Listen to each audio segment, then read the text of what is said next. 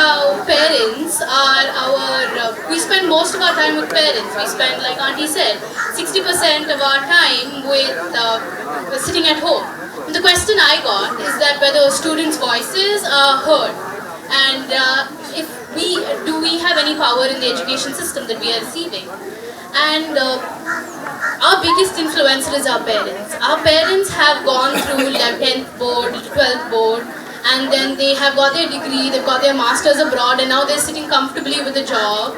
And if that formula works for them, their logic is that that formula will work for us as well, and that we will also be able to do that. And but the problem with that is, like Tariq uncle said, that doesn't work for us anymore. We're going to a company and we're practically unemployable by the time we finish a degree. But many of us don't know that, our parents don't know that, and that's what we're doing. We're finishing, we're going for the degree. And even when we are exposed to all of these ideas, our biggest influencer is our parents, and we will listen to our parents. And when we start going to 11th and 12th grade, we start thinking more like our parents, and we start becoming more practical. We start deciding to become safer. Like Ganesha said, his son wants to be a superhero.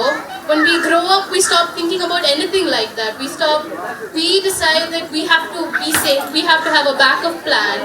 That is something that our parents may have casually said, or something that they're actively doing. Whatever the case, we decide that we need a backup plan, and we need to have that degree, and we need to have a good job, and we want a job, we want to have a well-paying job. And that's something that we decide on our own after a point, and that's probably a result of being told that again and again and again. And we are now scared to take any risk. Like even now, my subject choice is I have taken physics, chemistry, math and bio. Even though I don't want to do anything related to science, I want to do humanities. But I have taken my subject choice as science just to be safe. Just in case I change my mind and want to do science, then I should have that option. That's why I have taken science. And now thinking about it, if I keep having that backup plan, what am I going to do about my passion? What am I going to do as like my first plan? I'm going to be focusing on my backup plan alone, and that's not going to help me.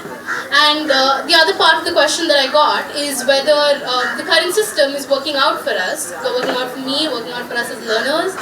And well, I have this friend, and she's going to choose her 11th grade subject. She's nearly done with 10th grade. She's going to choose 11th grade subjects, and her school is not allowing her to take math and biology at the same time.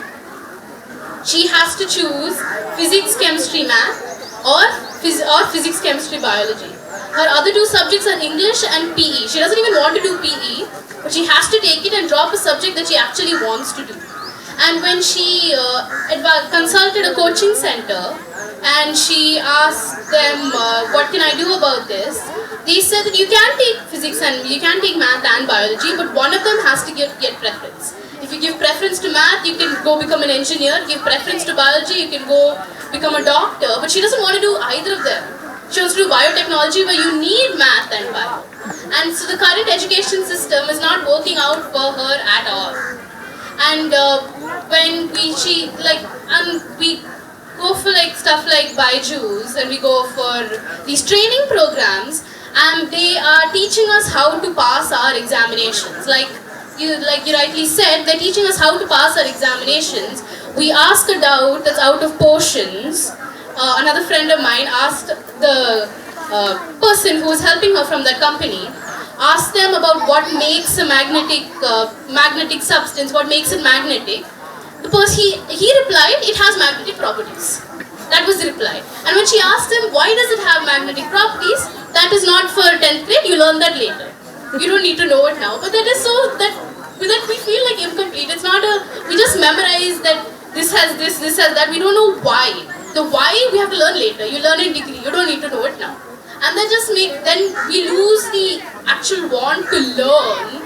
We don't want to learn anymore, and we just want to pass the exam. We memorize the information required for the exam, and then we don't find the need to learn anymore. I used to ask so many questions in chemistry, and when I found out that that's not something that I need to know at the moment, I actually forgot about those questions. And then when in 11th grade, my chemistry teacher told me, you had asked me this question in 7th grade, here's your answer now.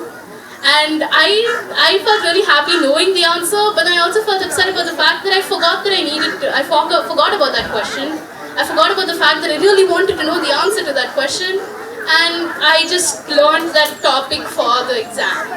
And so the current education system, like everybody's been saying, it's like it's building us. It's a factory assembly line. We are learning. We go to primary, we learn these skills. You go to secondary, you learn these skills, and finally you have an end product that unfortunately has no use in society anymore. And and it's in the end, it's our lives that are being ruined. It's the lives that is set out to us by so many other people except us, and then we are the ones suffering for it. And yeah, thank you.